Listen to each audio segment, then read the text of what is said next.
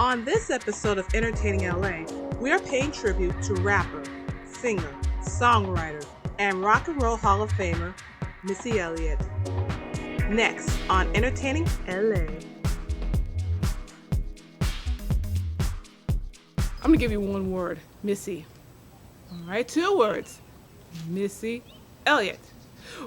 For those of you that know the name, you know the name. But hey, for people that do not know the name, all the youngsters out there, hey, I'm here. I'm right here. I'll give you information about Missy Elliott. In my opinion, and for some of the people who have been following her or just recently followed her, she is a music icon in our opinions. Why? Because she opened up a lot of doors, not just for music that you see here today. I'm talking about herself as well. I'm talking about her stage presence, her music videos, as well as her lyrics and music. She was the one of many that she had opened up the doors for, as well as fusing music together with her lyrics. I'm talking about hip hop, rap, rock, R&B, and she worked with a number of artists. I'm talking about Mary J. Blige, Janet Jackson, late great artist Aaliyah, and she also tag teamed with her pal Timberland. There you have it. And she also tag teamed with other artists as well. She also produced music for movies, television, commercials, and video games. So we are paying tribute to the icon Missy Elliott. Melissa Annette Elliott was born on July 1st, 1971, in Portsmouth, Virginia.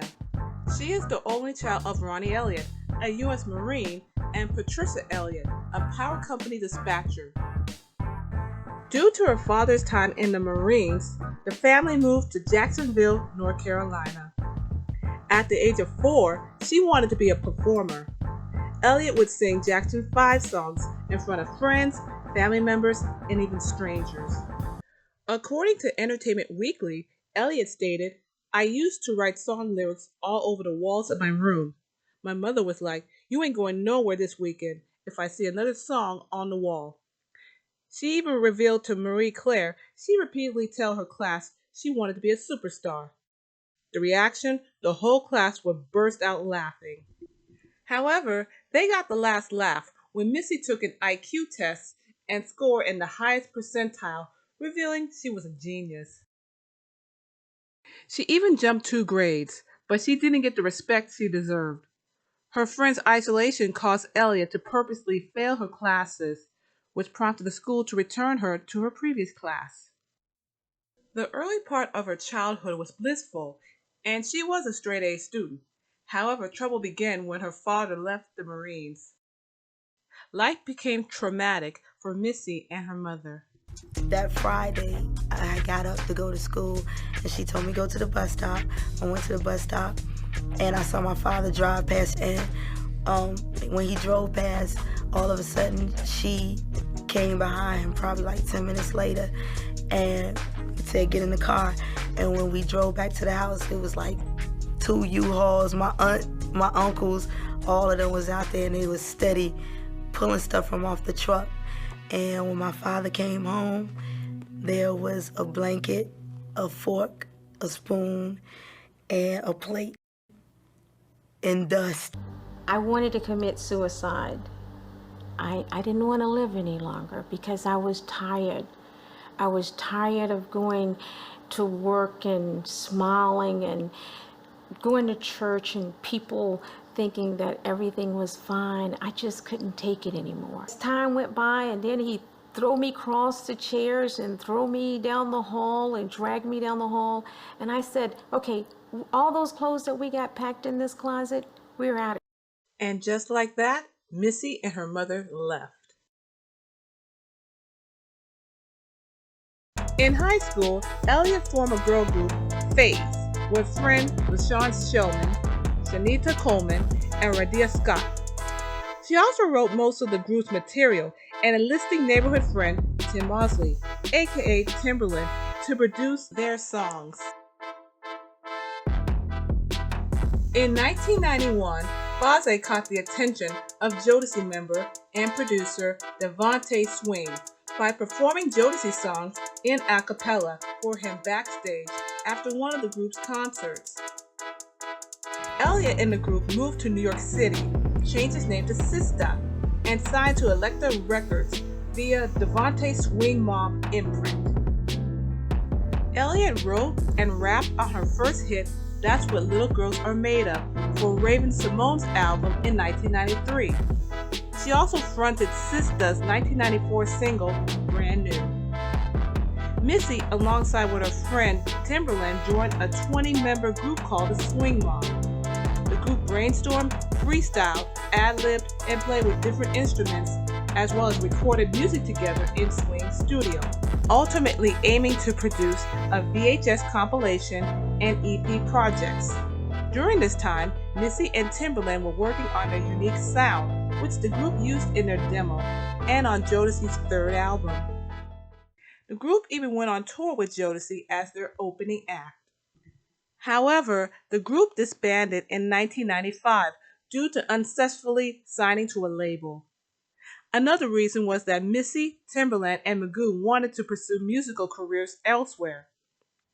According to VH1 Behind the Music, Missy explained why she left the group.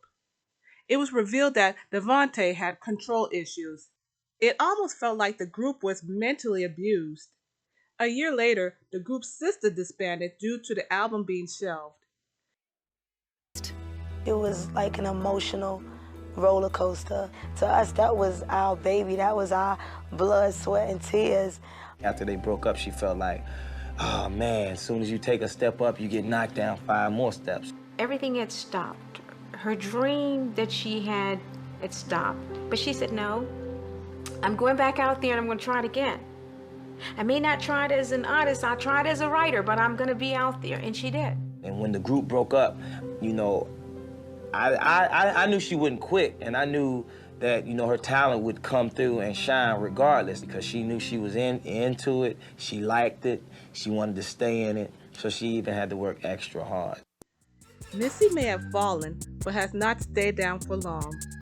In 1996, she created her own imprint, The Gold Mine Incorporated, with East West Records, which at the time was a division of Elektra Entertainment Group, for which she would record as a solo artist. Elliott's debut album, Super Duper Fly, was released in mid-1997. The success of his lead single, The Rain, led the album to be certified platinum. She even wore an oversized trash bag-looking jumpsuit in the music video, which was created by costume designer June Ambrose.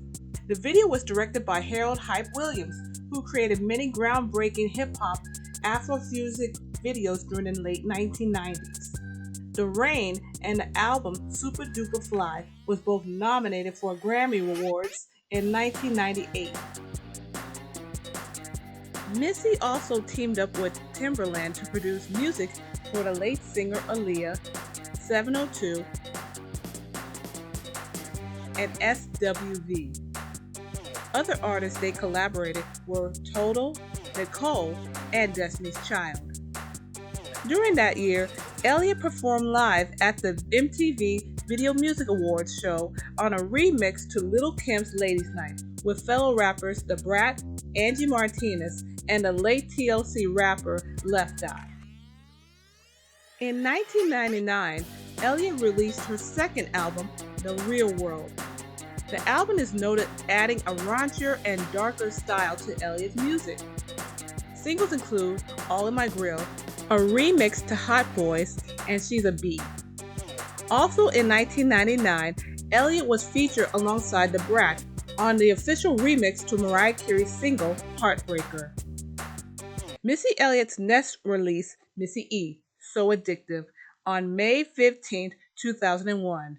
Singles include 1 Minute Man, the international hit Get Your Freak On, as well as the international club hit For My People and Takeaway.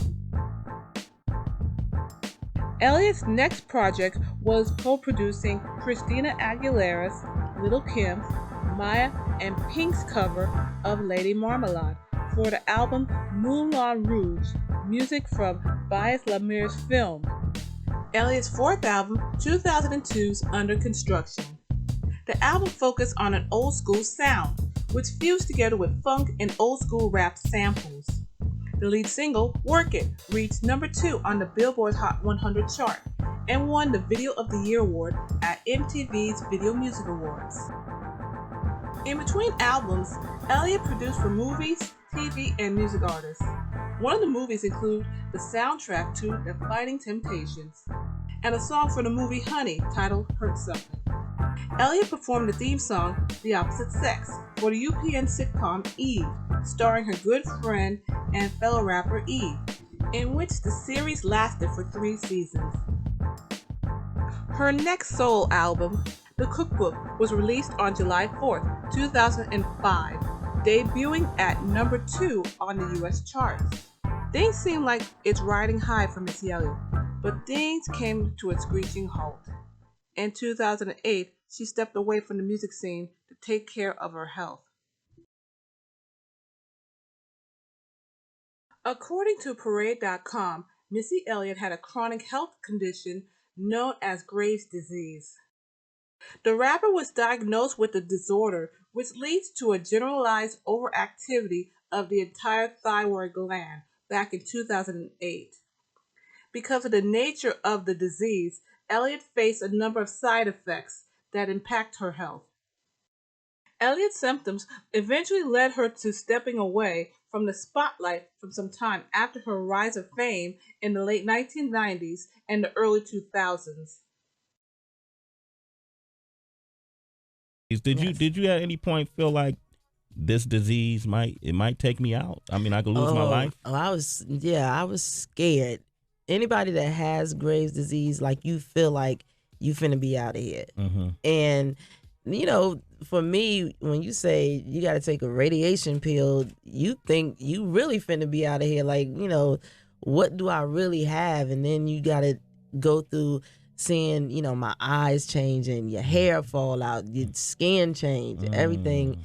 For me, that was traumatic. Mm-hmm. You know, I remember doing in the studio with Monica doing Everything to Me, that record, and I couldn't even write the words down because your nervous system breaks down, so you shake so bad.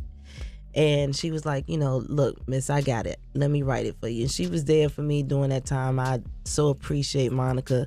But yeah, that was a difficult time. Yeah. Difficult, very difficult. And then, you know, I deal with high blood pressure too. So it just felt like everything was happening at once. But, you know, not to take y'all to church. No, but, I want you to. That's why I brought it up. And this is real life. But, you know, God allows things to happen. And however, I feel like he was dealing with me in whatever way, or maybe protecting me from something. And so, you know, I had to sit out. And I feel like, too, this is a good time because everything kind of feels saturated. So when you come out with a refreshed mind. It's like refreshing. And then you give people something that, you know, now people may feel like, wow, you know, you've been feeding them it's, you know, some greasy burgers, and now you feeding them something good, and they can decipher now. She slowly came back by recording several singles and appeared on other musicians' tracks. In 2015, Katy Perry invited Elliott to appear with her during the Super Bowl halftime show for an upbeat string of some of her biggest hits. The next year, the rap icon was lauded at the VH1 Hip Hop Honor Awards.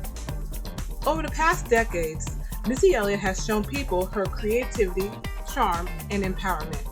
It shows that being different has dignified her into an icon.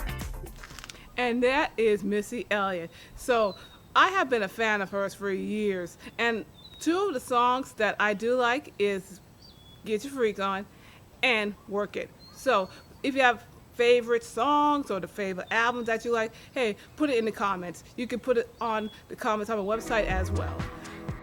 Thank you for watching. Be sure to like, subscribe, and also follow me on my social media pages. Also, check out my website, monicavalentine.net, for the latest videos and what's going on in Southern California, as well as the entertainment business. See you next time.